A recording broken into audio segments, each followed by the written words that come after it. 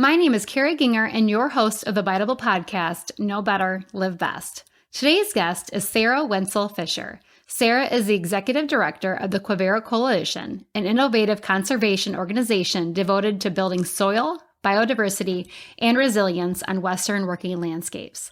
She is a committed champion of the local food movement and of resilient agriculture, has worked in food and agricultural planning for over a decade with a focus on supporting young and beginning farmers and ranchers. Listen as Sarah teaches us about the Quivira Coalition and how they foster ecological, economic, and social health through education, innovation, and collaboration. Know Better, Live Best is dedicated to supporting food and health literacy in people of all ages. Our mission is to cut through the misinformation surrounding food, health, and nutrition because we believe that when people know better, they can make the right choices and live their best lives. We are presented by Bytable Foods. They use blockchain and Internet of Things technology to build traceable, transparent food systems because it shouldn't take an investigative journalist to find out where food comes from.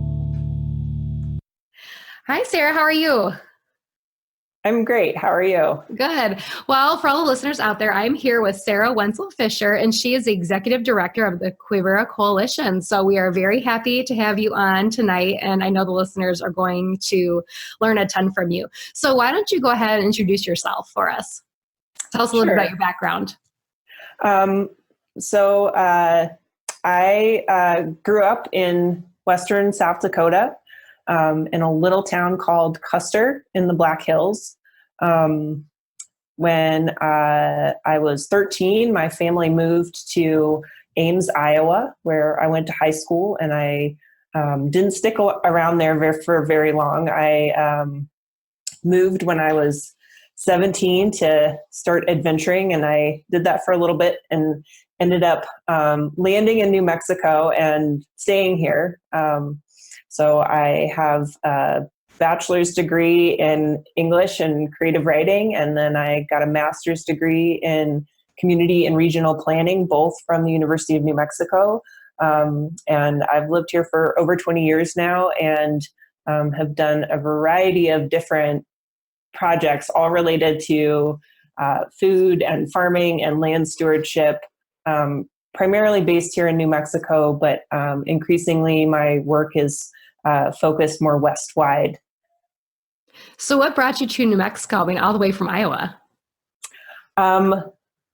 It was a very arbitrary teenage decision. I was ready to go to school. I wanted to be someplace where there was sunshine and mountains, and they had interesting cultural studies programs, which I didn't end up really utilizing, but that's what brought me here. And the landscape is what's kept me here, I think. So I obviously loved it, and you're still going strong yep. There.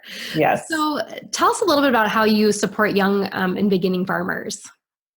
Well, I have supported young and beginning farmers in a number of different ways over the last 10 years. I would say sort of my interest was picked during my graduate work. I did a graduate thesis looking at the economic viability of small direct market farms in the Middle Rio Grande. I live in Albuquerque, and the city of Albuquerque is a city that is built around agriculture. We have an irrigation system that runs along the Rio Grande River, which runs through the middle of the city. And so we're really blessed with a lot of small direct market farms here. And I wanted to understand if they were economically viable. And so I did a series of, I did qualitative research. And what that ended up being is a lot of interviews with farmers. And so I ended up befriending a lot of beginning farmers through that project and hearing about their struggles and their challenges. And that really inspired what has now become a decade's worth of work trying to figure out how to create reduce barriers and create better points of entry for young people who want a life in agriculture. So your path has been pretty amazing. What brought you on this journey that you've had? Well, when I think about food and I think about farming, I think that part of it is growing up in the Black Hills. It was a place that it wasn't exactly a food desert, but it was a place where a lot of people had to produce a lot of their own food. Like I remember going to the grocery store as a kid, and in the winter months, there wasn't a lot of produce there. And my mom always had a giant garden, and we put up a lot of food. We would have buying clubs in the winter where, we would, as a community, order boxes of produce from California. So I think that was one point that sort of inspired me to think about food and agriculture. I'm going to look at my notes really quickly. I think the second place was right when I left home as a teenager. I took a job and I was a nanny in Washington, D.C. for about a year. And I did the grocery shopping for the household where I was doing childcare. And it was amazing because there were, I think, 5 or 6 different places that I would go to get our food. It was like an Italian grocer. There was a green grocer. I would shop at the farmer's market. And prior to being there, I don't think that I had an awareness sort of about the diversity of food. There's also a lot of ethnic food in DC from a lot of different countries. And I think that experience really opened my eyes to the diversity of food and, all the different ways that people cook. And so I think that inspired my work a little bit. And food and agriculture are definitely very connected in my heart and in my mind. And so, yeah, I think those are some of the formative things that brought me to the work. And then, of course, my master's thesis, really, spending some quality time with farmers in the area where I live, really gave me a deeper appreciation for the land here and a deeper appreciation for the food that it can produce. Oh, absolutely. And it's interesting, that, each choice you made or each decision you made for your job brought you closer to what you're doing right now. Like you said, it sparked your interest. And yes, agriculture, food, it's all hand in hand, health. And I think it's amazing the journey this has brought us to. So can you tell us a little bit about the history of the Quivira Coalition? Sure. So I will say that I've been with the Quivira Coalition for a little over 4 years, but the organization itself was founded in 1997. So there's like a really rich history there that I have the stories of, but I'm not, did not directly experience. But it was founded by 2 conservationists who were working for the Sierra Club and a rancher. And it was founded on this idea of the radical center, which is this idea of people working together for a common interest, in this case, the health of the land. And that was the founding moment of the organization. And that inspired a series of community events where people were brought together in dialogue to talk about the needs of the land and the needs of the producers who are making a living from the land, and the needs of the ecology. And from there were actually a number of really hands-on projects. We started with erosion control, because erosion is an enormous issue here in the West. And so we would do projects on ranches, sometimes public leased land, to address critical issues of erosion that were impacting the health of rangeland. And we continue to do that work today. But the work of the organization, I think, has evolved and expanded from that time, sort of based on responding to the needs of livestock producers in the West. Wow. So what would you say your mission is for the Quivira Coalition? I'm actually going to read something about our mission, if that's all right. Yes, please do. Quivira aims to shift current practices of agriculture and land stewardship to those that produce good food, support meaningful livelihoods in rural places, sustain biodiversity, and remedy the impacts of climate change. We do this work through agricultural apprenticeship, land and water restoration, and farm and rancher-led knowledge exchange. I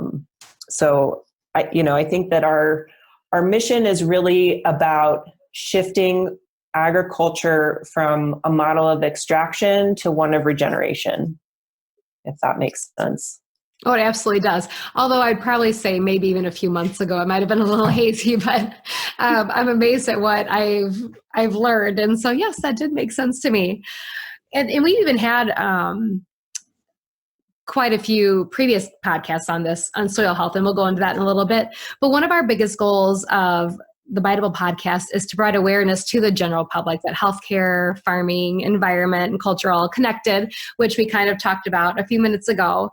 But sometimes people in the cities can feel maybe a little disconnected from those in our rural landscapes, like I have been. Like I said, I'm on my journey and I've got it. But can you tell us a little bit why you think those living in the cities need to be more aware, maybe more supportive of the Quivira Coalition? Sure. I guess there's a couple of things. Maybe this will be my moment to share some statistics. So agriculture, if you think about the land mass of the United States, I think it's about 40% of that land is used for agriculture. And of that 40%, a significant portion supports livestock grazing. So that's rangelands and pastures and forests. And how those lands are managed really dictates the health of our watersheds, biodiversity, the kind of food we're able to produce, and also carbon sequestration. And so I think that how we're supporting people who are stewarding a significant portion of our land is really critical for all of us. And then some other statistics. The average age of a farmer or rancher in this country is 60 years old. And so 100 years ago, more than 30% of our population, their primary profession or their primary source of income was farming. And today, less than 2% of our population is farming. And of that small number of folks who are farming, most of them are, I think 80% are 55 years or older, and less than 2% of that 2% is under the age of 35. So, who stewards our land in the future, and how they get the information to be good stewards is right now at risk, and it's really critical. And so the work that we do at Quivira, we work with farmers and ranchers to help them understand how to increase their soil health through techniques like grazing management, erosion control, soil health monitoring. But then we also have an apprenticeship program where we're trying to connect young people who want to do this work with, veteran farmers and ranchers who really understand what, making a living from the land and being good soil stewards looks like. Because it's not an easy job either. No, it actually sounds like it's a lot of work. I mean, fulfilling work, but it does take time to learn and even change your ways of what you've done in the past and getting newer farmers excited about what's to come in the future. Because that statistic seems pretty alarming. I don't think I realized it was as dire as it is with the amount of farmers. Yeah. I mean, I think that we are really, to me, it should be, something that is on absolutely everybody's radar. And, we should be doing all we can to really help young people enter careers in farming, and also to be capturing the really critical knowledge that people who are towards the end of their careers in farming and ranching have about, how a particular piece of land works, because every piece of land is different, where its water resources come from, what its soil is like, what its weather patterns are like, all of those things, what kinds of things have been grown there. And I don't think collectively as a society, we really have that prioritized the way that we should. No, it doesn't sound like we do, not with these stats. So for those of us in the city, what can we do to do our part? Because obviously we're not farming and we're living and using the land. What can we do to help? I think there are a lot of things that people in cities can do. I think the first and most immediate is what we put on our dinner tables. I think that really understanding where our food comes from is critical. And because most people live in cities, and the percentage of people who live in cities is going to continue to increase, that it's really important for people who are there to be making choices about food that is produced in a way that is, prioritizing soil health, prioritizing biodiversity, prioritizing keeping topsoil on the land, minimizing chemical inputs that make people sick. All of those things are really important. And I think there's a lot of misinformation out there. And so, using the tools that you've got to understand where your food comes from, maybe it's about shopping at farmers markets. So, you can talk to those folks, you can go visit those farms. If you're shopping at the grocery store, really doing some homework and research about where food comes from. And, I like to encourage people to support small and local producers, but that maybe isn't possible for all of the things that we grocery shop for. But there are also, big companies that are increasingly doing really interesting, good work, and that are trying to build supply chains that are prioritizing healthy soil. There's a really interesting project called the Healthy Soil Initiative. I believe that's what it's called, that some really big companies like General Mills and Danone and McDonald's are looking at what are soil health indicators and are trying to figure out how they can verify that their producers are engaged in practices that are using cover crops, are using good crop rotation, that are minimizing inputs, that are doing other kinds of practices that build soil health. So I think, just tuning into the issue is a big one. I think reducing food waste is critical also. Food waste is sort of the elephant in the room in this conversation. And 40% of what gets produced on farms gets wasted, and it's appalling. And it really exacerbates the problem on so many different levels. Everything from just all of the work and energy and fossil fuels that went in to produce that food in the first place, to the methane emissions that it produces by being put into a landfill. So I think that just being conscientious about what you buy at the grocery store and making sure that it's not more than you need is a great thing that people in cities can do. And then I think that the last thing I'll say on that point is just to think about ways that you can be a citizen advocate for policies at the local level that support all of those things. So, maybe it's encouraging your city to have a local procurement rule that says that 10% of what the city buys needs to come from local farms, or advocating to have a compost production system put in at the municipal level. Those are all things that really actually make a difference and contribute to sort of our global soil health. I think those are great tips, and it doesn't seem as overwhelming for someone like me to start taking smaller steps to do those things, because I think it'll become more natural the more you do it. And I know I've talked about this before, but I'm excited to check out farmers markets to see what's available in the area, because I think sometimes that's the stopping point. You don't know where to go for your food. I think it's hard to find out where your foods come from. It may not once I dig in a little more, but I think that's kind of the challenging part. at this point in my life. And I'm sure many people feel the same way.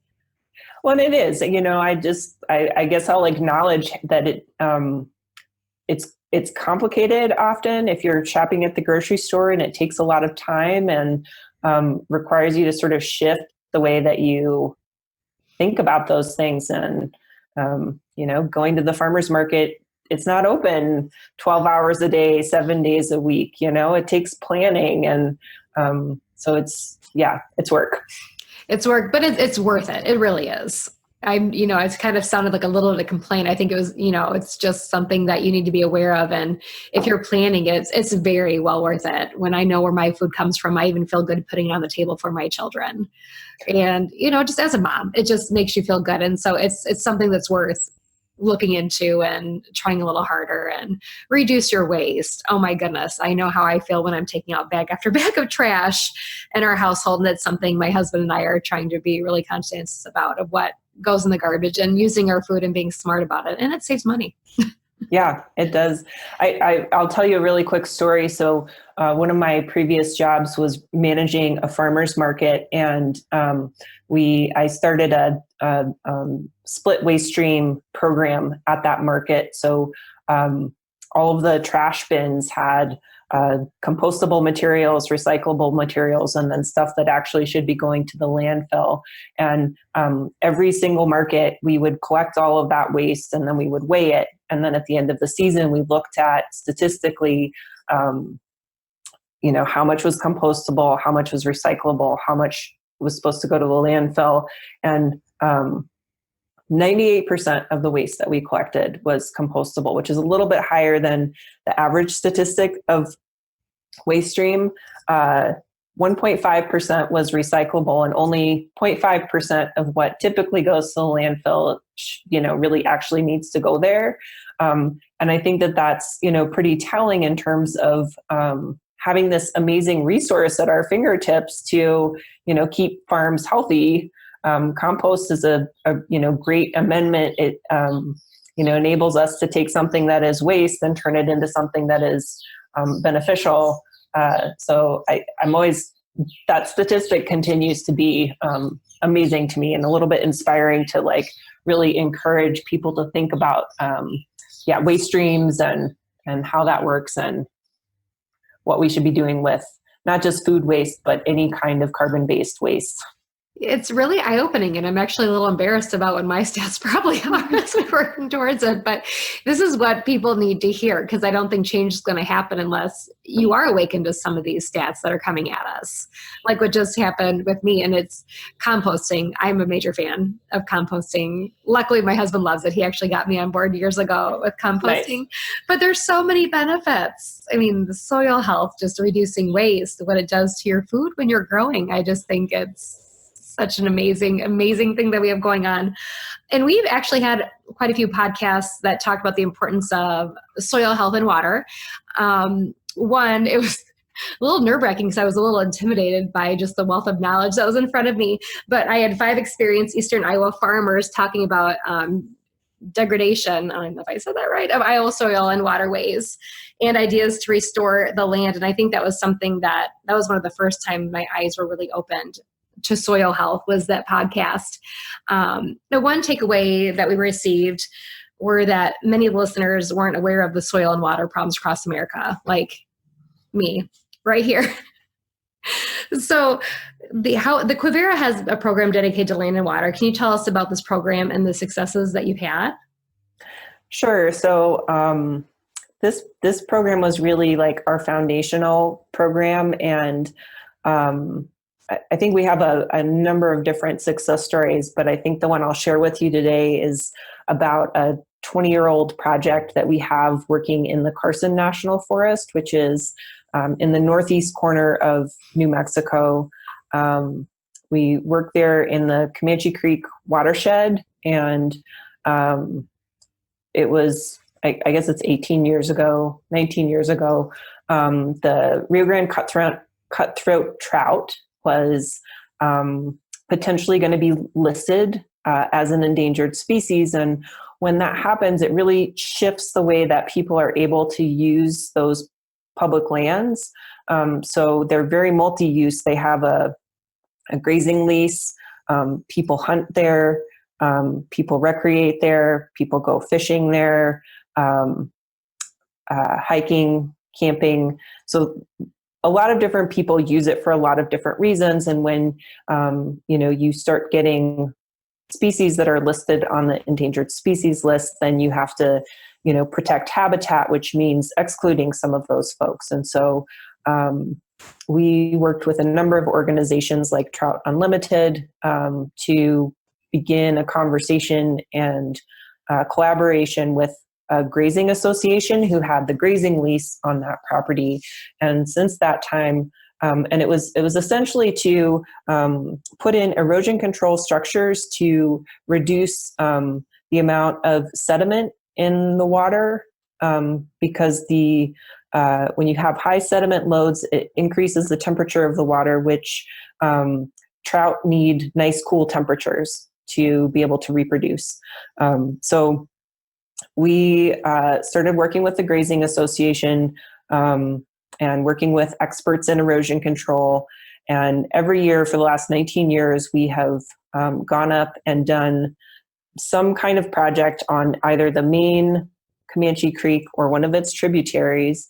We do a 4-day workshop where we bring about 60 to 80 people up. We go on a big group camping trip, and everybody gets dirty. We actually go up and build these erosion control structures and talk about the significance of doing erosion control on arid landscapes.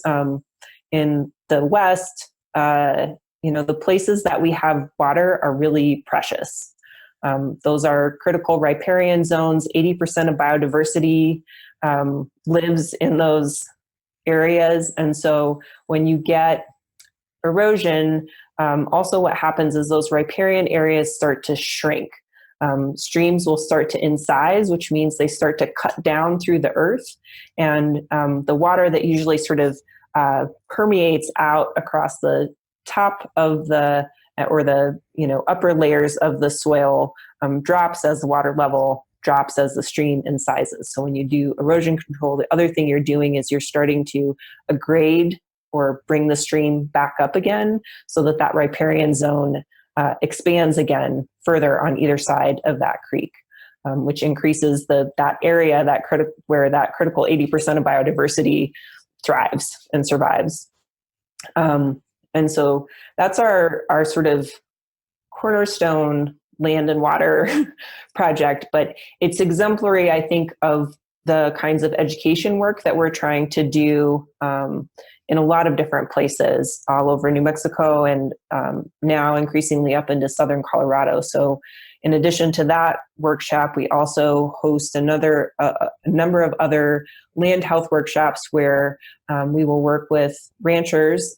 They will invite us onto their land. They often are the folks leading the workshops. I think that farmer and rancher-led education is really, really important because they know the land.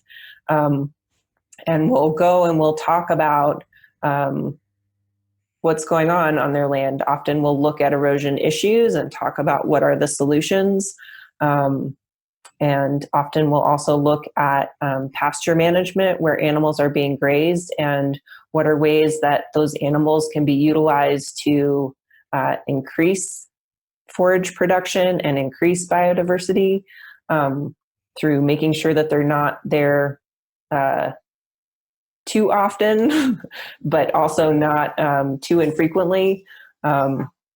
So yeah, that's our land and water program is really about looking at solutions on the ground to work with producers for solutions that have both ecological and economic benefit. Because I guess that's the other piece of it is that when when you're grazing livestock, your livelihood depends on how healthy the grass is.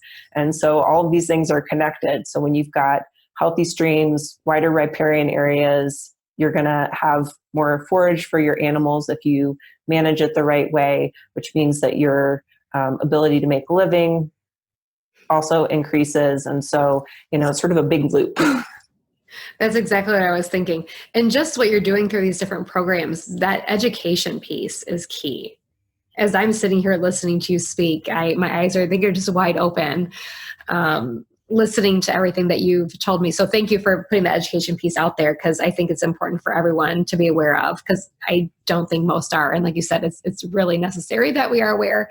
And you've talked about this a lot, but go ahead and tell us why the health of our soil and water is so important to you, and probably for everything you've learned. And you just went on a little bit about that. I mean, that's such a big question. That's a big question. I think the health of really the health of our soil and water is critical, because our planet is in crisis with climate change, and we as a species are in crisis because of the way that we practice agriculture, and really becoming advocates for soil is critical. Soil is our best tool for mitigation of climate change. It is an enormous potential carbon sink. It also is one of the largest contributors right now to climate change, the way that we're practicing agriculture. We're losing a huge amount of topsoil. I was just reading a little bit before our interview that 6 pounds of topsoil is lost for every pound of food produced. And this is from the Natural Resource Conservation Service at the USDA. And that topsoil is essentially carbon. And so, but that topsoil could also be capturing carbon out of the atmosphere. So when I think about the health of our soil and the health of our water, what I'm really thinking about is like the health of our planet and our ability to continue to produce food and live here in a way that isn't, sort of in constant crisis mode. So it just seems so scary when I think about the path our planet can be on. But I also feel a little better every time I talk to, someone who's really trying to change literally the world by what you're teaching through soil health. Really. So I start feeling a little better. Well, and just sort of to bring it back to the first part of our conversation, I think that we are at a moment, to me, that is like both really challenging, but also really hopeful. So, the fact that we have this really immense generational shift that is happening in agriculture means that we can be training a whole new cohort of food producers to come in with a set of values and practices that are predicated on making sure that the ground stays covered, that the production method is building soil, that it is protecting biodiversity.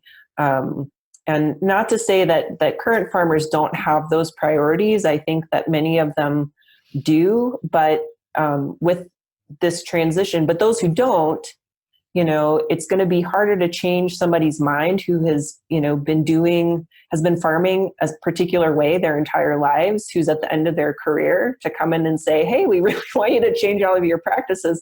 I think about being in that position, and it's like, I don't think I would want to change. You can look at a lot of other professions that have, sort of analogous situations. It's like if you look at somebody at the end of their career in an office and you introduce a new piece of software, they're not going to be the people who are jumping up and down to adopt it, probably.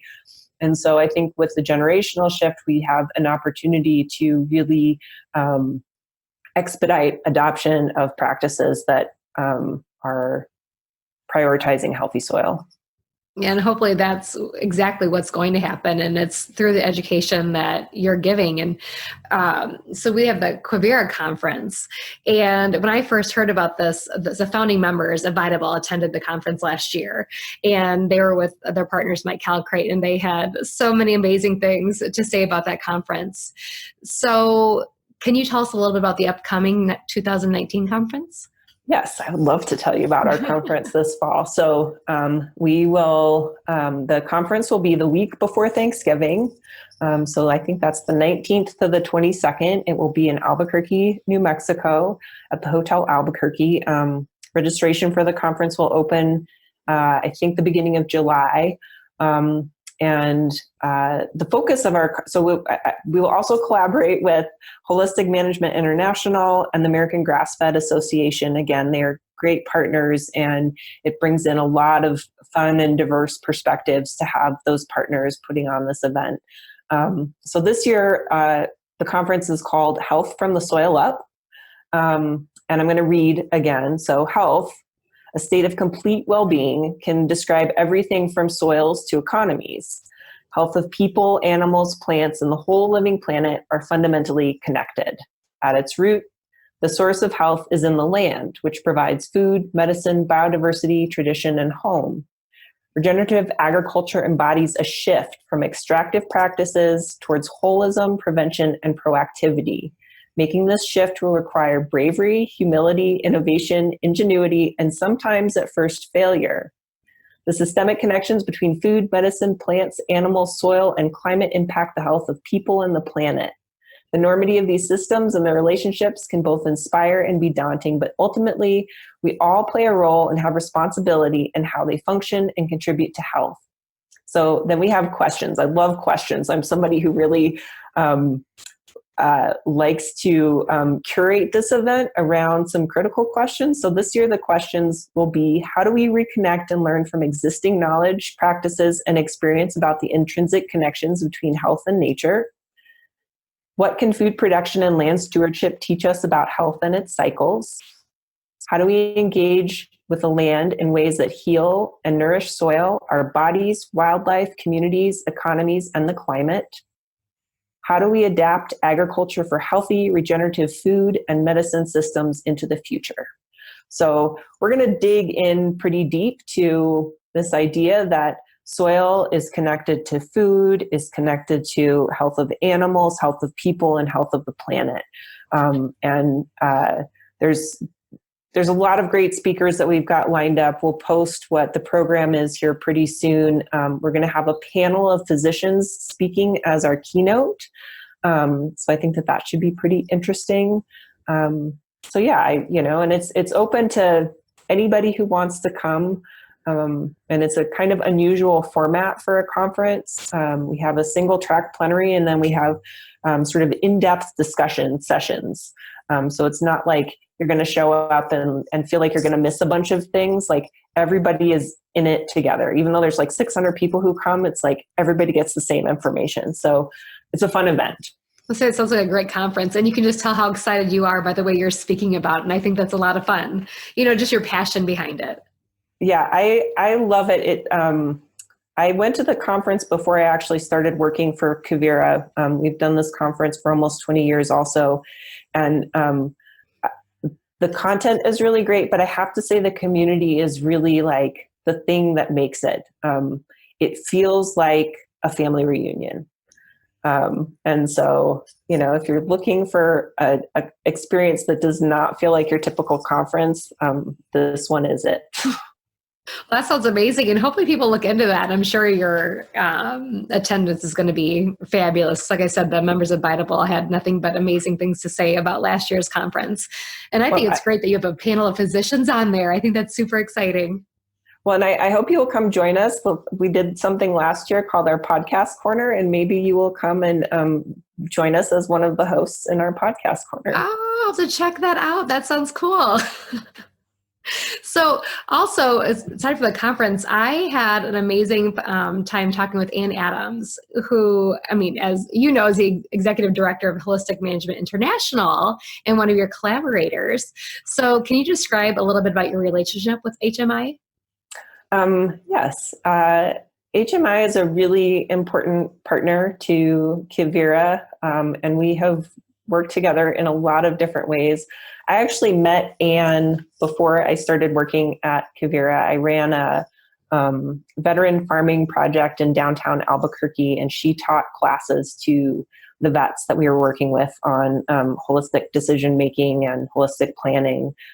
So that was my introduction. But when I started as the director of Quivira, we started a conversation about ways that we can work together. And she now, Holistic Management offers, they provide the classroom education to our apprentices. So we have 19 different ranches that we work with in 4 different states: Montana, New Mexico, Colorado, and California. The apprentices who work with those ranchers are there for 8 months, and while they're there, they have 5 HMI courses that they do. So that's one way that we work together. We now co-produce this conference. We're also working on something called the New Mexico Coalition to Enhance Working Lands, which is figuring out ways that we as nonprofit organizations can foster collaboration for the health of all of our working lands in New Mexico, because the challenges of building soil health and healthy watersheds and agriculture systems that support people and the planet, it's a big group effort. It's going to take all of us getting on board. And so, I think I have to commend HMI as a real leader in figuring out how we do that and helping to hold space for people to show up and participate, because collaboration is also hard. You've got to really check the ego at the door and be willing to sit down and focus on the priorities and not sort of the emotional response that they sometimes evoke when you're working on issues that are close to the heart. So that's a little bit about how we work with HMI. And I feel like there are probably a number of other ways too that are less formalized. Well, this is how change happens. It's when people like, you and Adams come together to make change. And you can see the passion in both of you and your teams, I'm sure. And when there's passion involved, it can be a little, I'm sure, difficult to check your egos, like you said. But the bigger question is, you want change and you want the same type of change. And that's when I think you're able to work together and make those things happen. And so I just think that's absolutely amazing. And it gives me peace of mind knowing there's people out there like you doing that. Because like I said, I still feel like, what do I do? But with the tips I've been receiving over the last year, it makes it more achievable when you have a plan. It doesn't seem so big anymore. So I like to ask this of all my guests.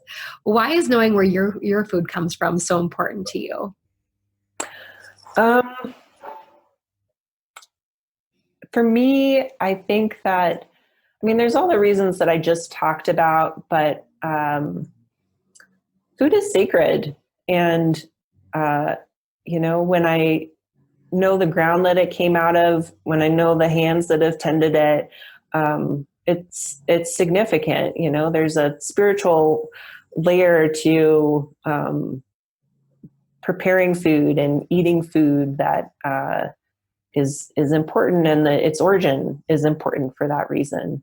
And I think I appreciate it more deeply when I know where it came from and can really reflect on all the resources, time and energy and commitment that went into producing it.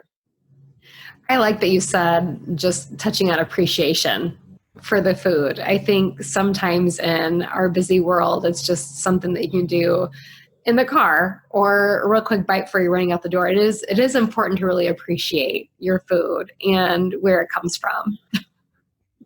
Yeah. So if you had a vision for agriculture, the future of farming, what would it be?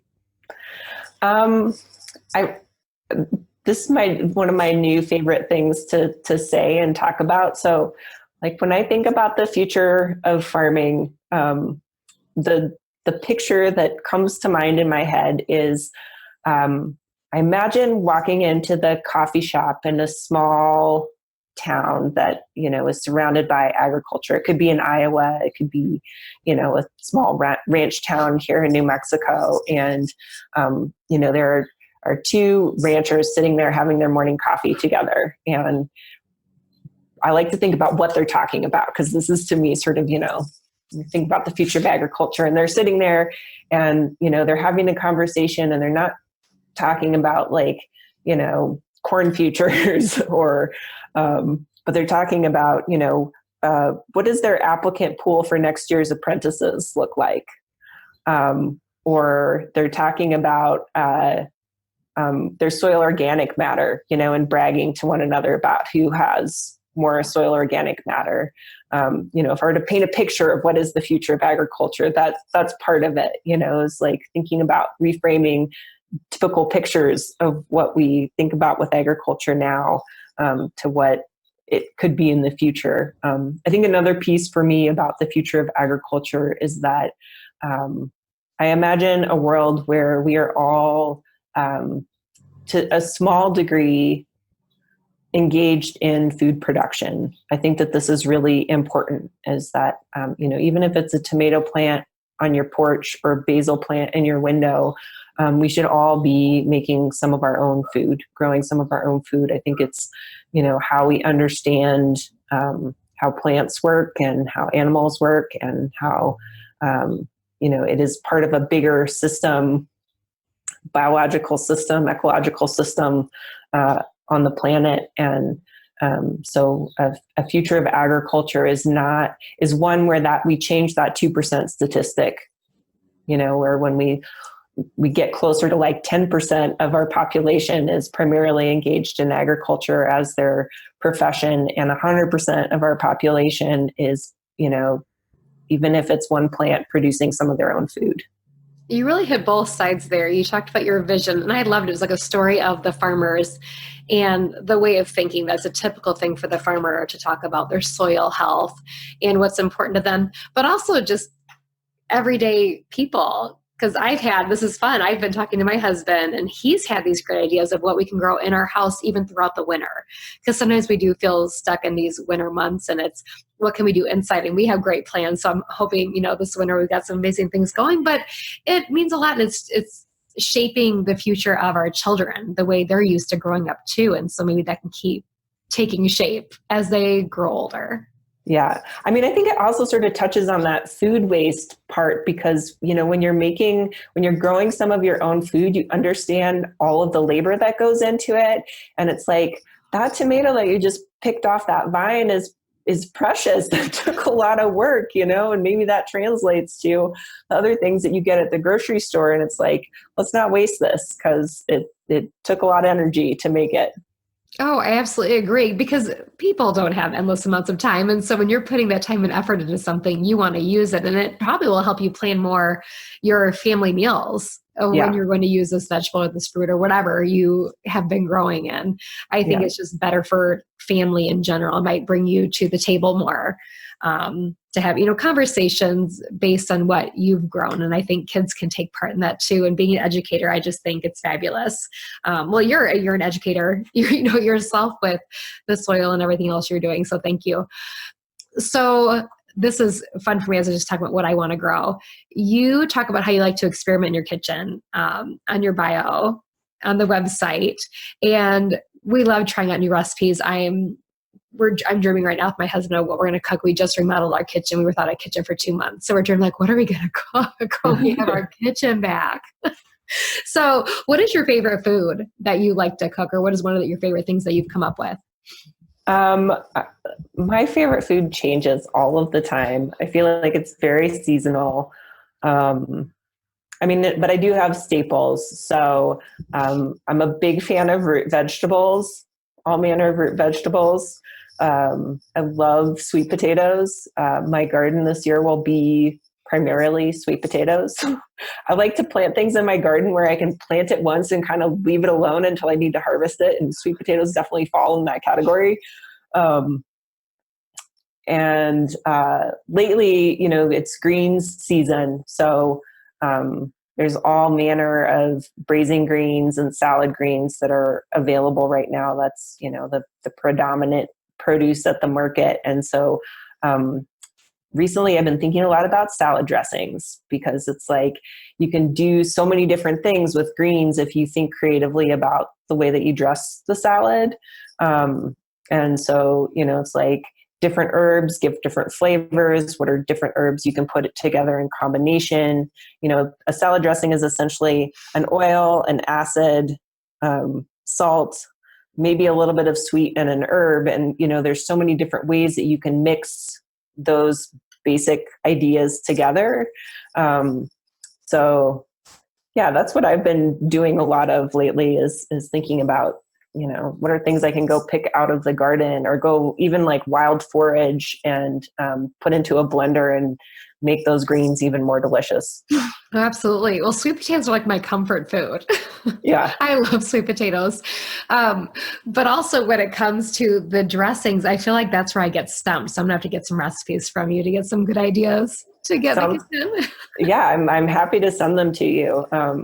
This is a sort of a side note, but I was the editor of the Edible magazine here for 7 years, and it was by far I loved many aspects of that job. I loved talking to farmers, but I really liked writing the recipes. I feel like writing a good recipe is a true art. And so I'm happy to send you some recipes, and maybe we can trade some recipes if you've got a favorite also. Oh, absolutely. And I'm definitely going to take you up on that. Because like I said, that is where I get stumped. I'm not quite sure what to do. So I'll start with you and then maybe I can kind of start learning the taste of what needs to be put together.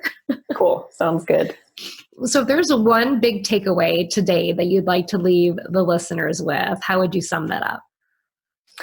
I guess there are two, and you've touched on some of these. Produce some of your own food and know where your food comes from. It's really important, and is sort of the first and most critical step to supporting healthy soil and healthy water and ultimately the health of our planet. And then, the second thing I guess is connected to that, which is, consider being a farmer. We need them. We need people who are interested in being land stewards and who are willing to be brave and take that risk and really, be out there on the forefront of land stewardship. So I think that's my message. Yeah, I think those are huge takeaways for everyone to listen to because I think they are all super important and I appreciate you telling us those. So how can our listeners find you and what's the best way that we can support Quivira?